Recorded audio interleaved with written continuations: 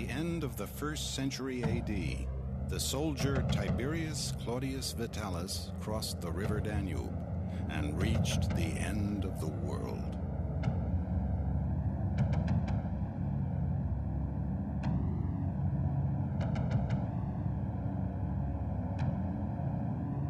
Trained to obey, he went.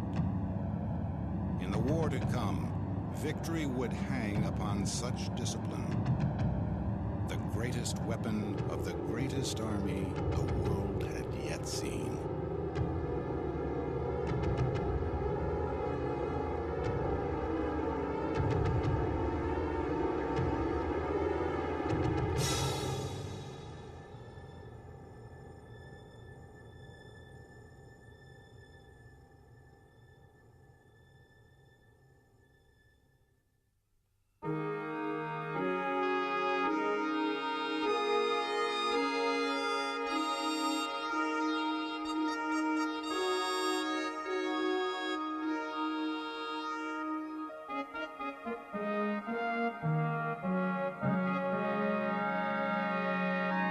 At the height of its power, Rome, the greatest nation in the world, was paying tribute to barbarians.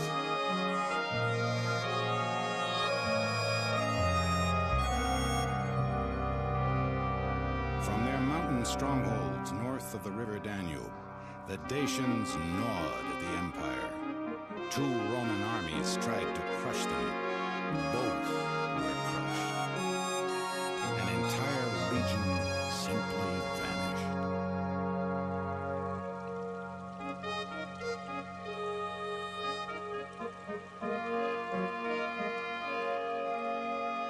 Rome tried to buy peace, but the Dacians broke the bargain.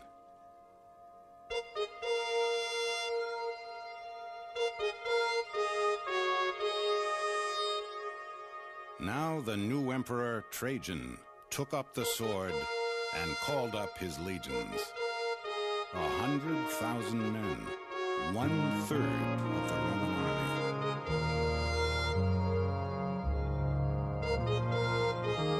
One of the legionaries who followed him to war was a 30-year-old veteran, Tiberius Claudius Vitalis. As a boy of 17 from Rome, Tiberius swore an oath to the emperor. Ever since, his home had been the army. He had already given his youth to his country. A dozen more years of service of the 25 he had promised loomed before him. When he signed on, life in the army had beguiled him with status and adventure, and regular pay. Now he was tempted by survival. Of every 2 legionaries he marched with, one would not live out his term.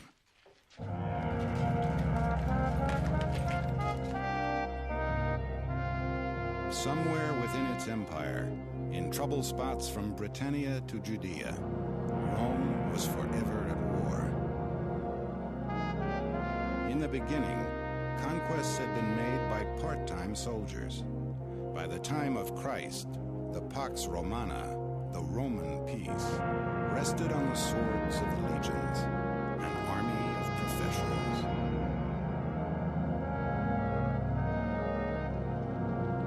From a village of mud huts on an Italian hillside, Rome itself had become the greatest city in the world. A capital of 1 million people, ruling an empire of 60 million.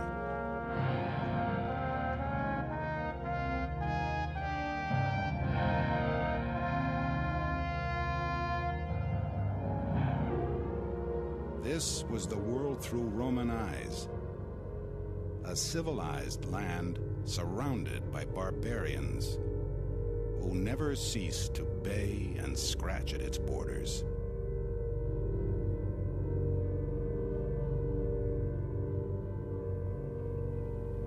Tiberius was stationed on the frontier where the barbarians barked loudest. Legion 5 Macedonia took its name from the place it was founded, but now his troop was based below the river Danube, the border between Roman civilization and the Dacian wilderness.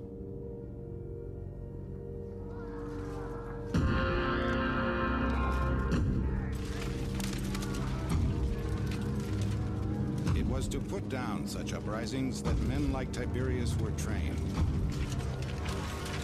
A Jew who observed legionaries in Judea discovered the key to their success.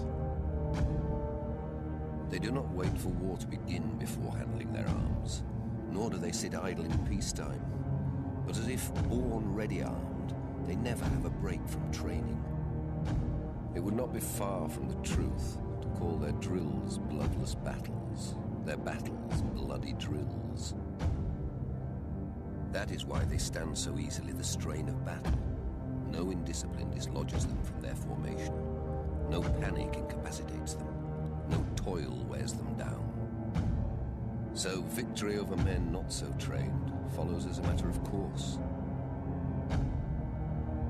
When young Tiberius enlisted, he spent 6 months drilling twice a day. Mock battles with wicker shields and wooden swords, twice as heavy as his real weapons, and wielded just as harshly.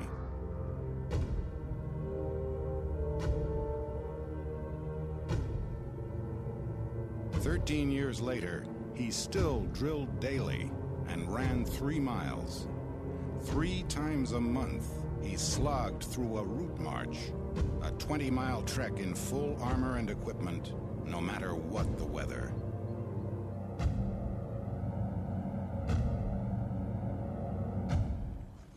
The legionary earned his nickname of Mule.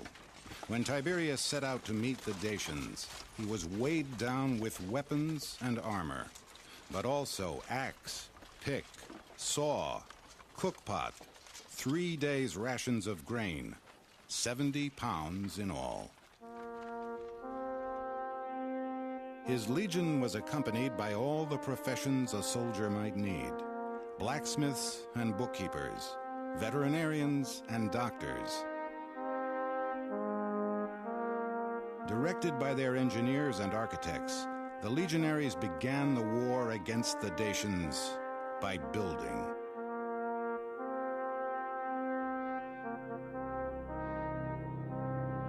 Taking up the tools of stonemasons and carpenters, they erected a chain of forts to guard their line of supply against Dacian raids. Behind these walls, men like Tiberius, city-bred, immersed themselves in the comforts of Rome.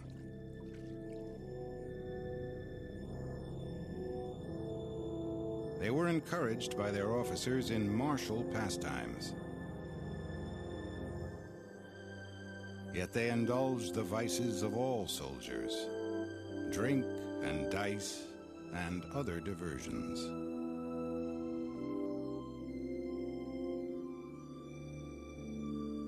Marriage was forbidden, but in practice, legionaries found wives, or mistresses, among the locals.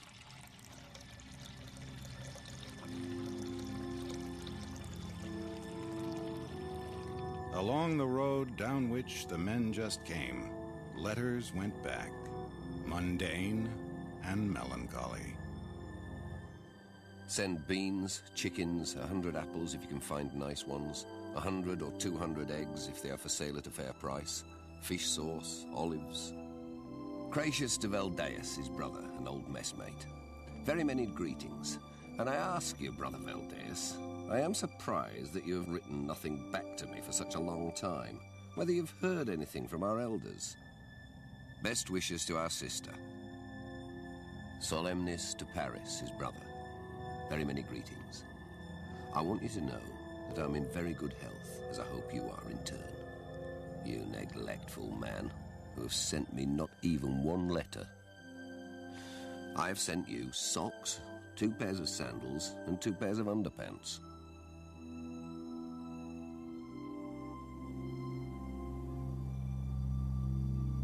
As a dozen legions gathered across the Danube, the Dacians withdrew to the mountain fortresses that ringed their capital. The legions prepared to follow.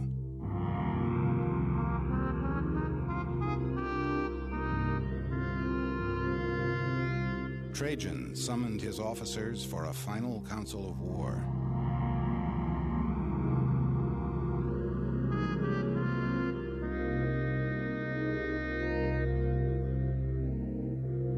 The men sacrificed an ox, a sheep, and a pig to the gods. Priests read the entrails for omens.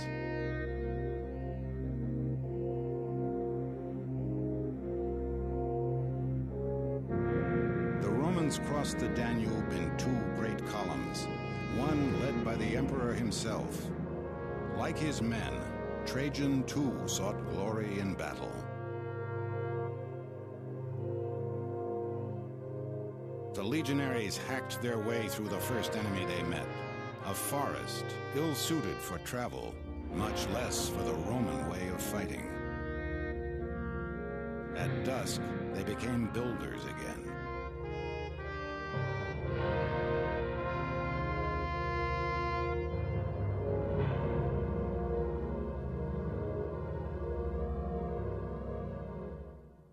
As the Dacian spies watched, the legionaries fortified the ground they would sleep on. Whenever they invade hostile territory, they rigidly refuse to do battle until they have fortified their camp. This they do not construct haphazardly. If the ground is uneven, it is thoroughly leveled. Then the site is marked out as a rectangle. In the gaps between the towers, they mount spear throwers, catapults, stone throwers, and every type of ordnance, all ready to be discharged. The fortifications completed, the men go to their quarters unit by unit in a quiet and orderly fashion. Nothing whatever is done without orders. All other duties are carried out with attention to discipline and security. Wood, food, and water, as required, being brought in by the units detailed. At the far end of a long day, the 8 men in Tiberius's squad pitched their tent and prepared a Spartan meal. If they were resourceful, they supplemented this with whatever they could catch. Then most bedded down. The unfortunate few took up their watch, and woe to him who fell asleep. If he were lucky, he would simply be whipped by an officer. If not, he would be stoned to death by his comrades.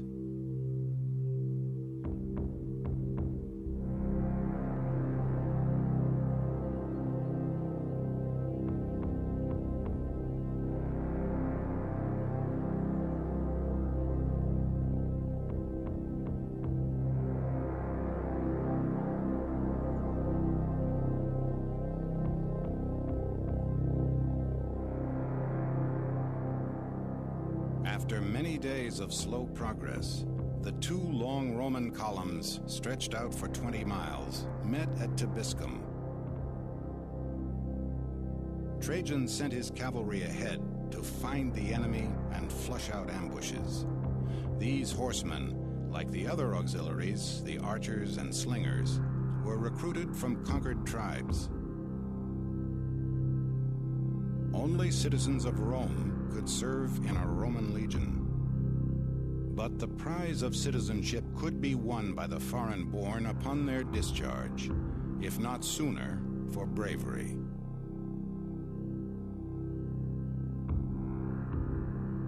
Near the pass of Tapai, the gateway to Dacia, Trajan's horsemen found the entire Dacian army drawn up. The emperor gave the order for battle.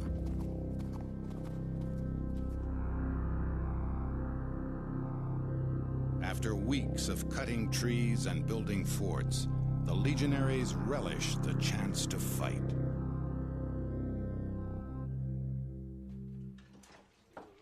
Tiberius went into combat better armored than any soldier of his day.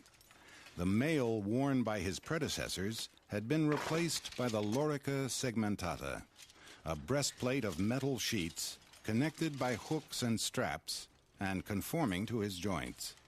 When he moved, so did his armor, unless rusted by rain. His iron helmet protected his face and neck without obscuring his vision.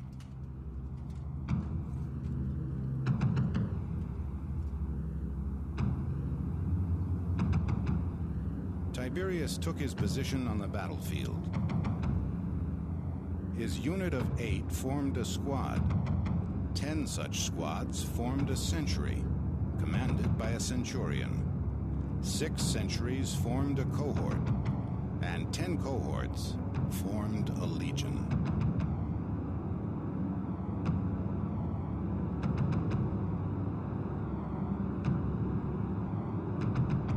No such discipline prevailed opposite Tiberius. The Dacians wielded long scythes and made room to use them.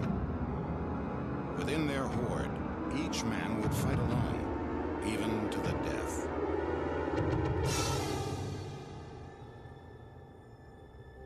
Tiberius might fight heroically, but not singly. He was part of a machine. To the 7 men beside him, he was friend and comrade. To the Emperor Trajan, this squad was like one creature, trained to obey, without delay, without question. So complete is their submission to their superiors, that in the field the whole army is a single body, so knit together are their ranks.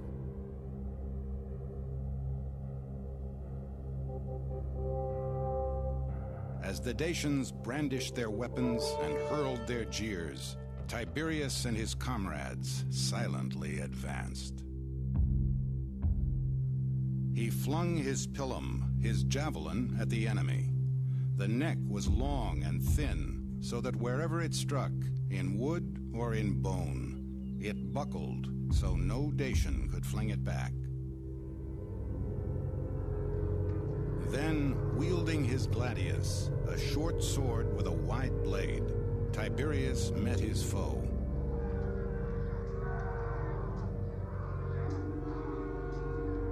Slashing and thrusting, both sides fought until they could fight no more. Then, by agreement, they rested. Again, they came to blows. So it went, until the Dacians turned and fled into the forest, an obstacle that broke up the Roman formations and the pursuit. The legionaries had won the battle, but not the campaign. They had failed to take the Dacian capital. With winter approaching, Trajan marched his army back to winter quarters below the Danube. En route, Tiberius and his comrades sold their prisoners to the slave traders who followed the army. In the spring of 102 AD, Trajan again crossed the Danube. This time, he sent one column far to the north to attack the enemy capital from behind.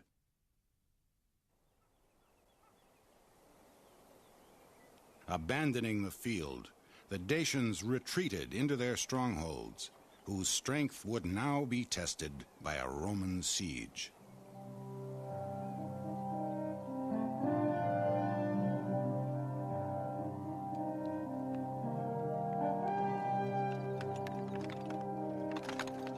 Trajan brought up his artillery, ballista firing arrows, and catapults hurling stones, not to dent the Dacians' battlements, but to clear them.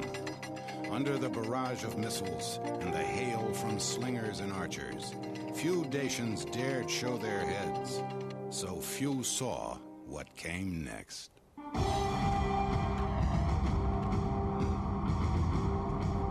Holding their shields overhead, the legionaries advanced toward the walls in the tortoise-like formation they called the testudo. Within it, Tiberius was almost blind, but nearly invincible.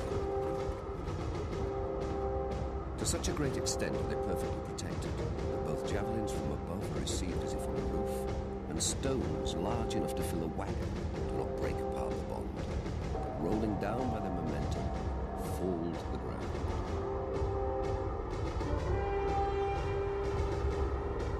Under such onslaughts, so purposeful and so relentless, the Dacians' strongholds and finally their capital were taken.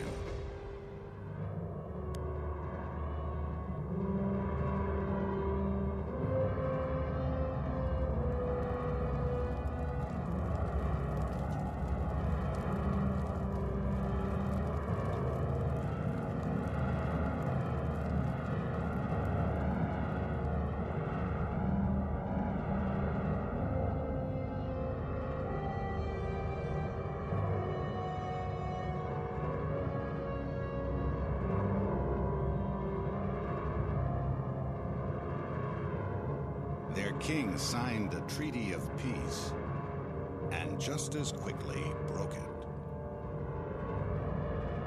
For this second affront, the Romans so punished the Dacians that they would not mock Rome a third time.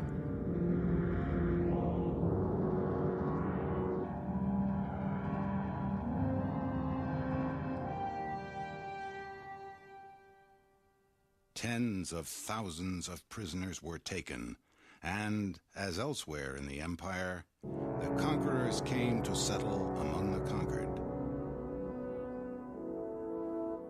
When in time they left, Dacia had come to be called Romania.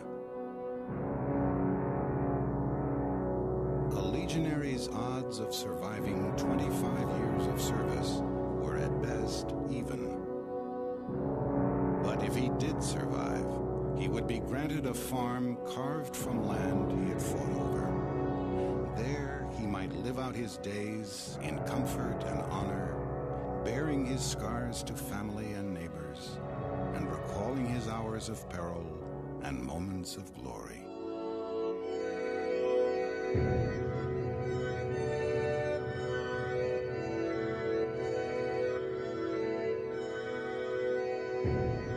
For their valor, the bravest of the legionaries were rewarded with armbands and medals. More honors lay in a higher rank or a better posting. Tiberius was among those so favored. He was promoted to Legion I Italica, one of the most prestigious units in the Roman army.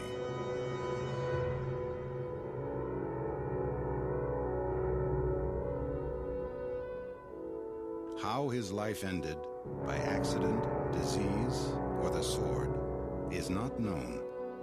Only that it ended early.